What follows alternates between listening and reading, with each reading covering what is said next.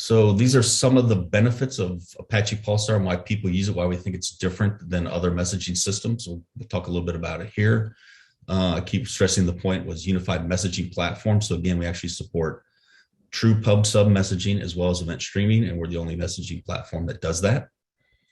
We support guaranteed message delivery, meaning whenever a producer sends a message to Pulsar, it does not get an acknowledgement back until it's been persisted to disk multiple times, not a recache, not in a cache somewhere, but actually guaranteed to be in the on disk. And then from a consumer side, if you have an active subscription, that means we will keep that message as long as there's an active subscription on that topic. The data will not be purged because we can scale up the storage to keep it around forever. There's no, hey, you have to consume it within 7 days or whatever our purge cycle is. It's guaranteed to be delivered. But the biggest thing is that there's no data loss.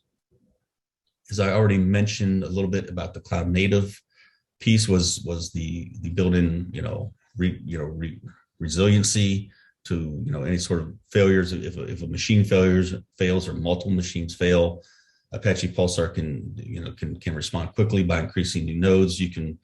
Brokers can be replaced. Storage nodes, bookies can easily be replaced. So it's resilient to. There's no single point of failure. If anything happens, it could be rescaled up and automatically brought back up to capacity very, very quickly.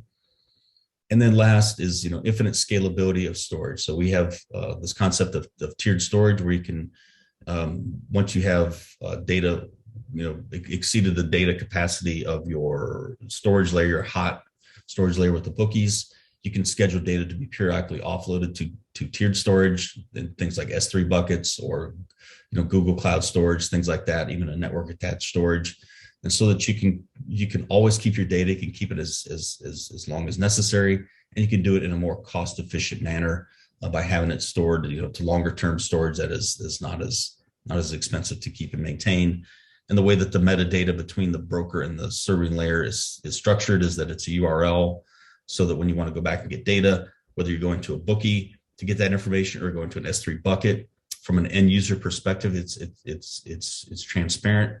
So whether you're using the read API or the seek API and you say go back to this message, Pulsar under the covers knows how to handle all that, where that data is structured transparently for you. So you don't have to worry about, hey, I need to read this data on S3. So first I have to stand up an entirely new broker. I have to hydrate that broker with some data from S3. Now I can read it. It's just like, hey, I want you to go read this data, and boom, Pulsar handles that for you.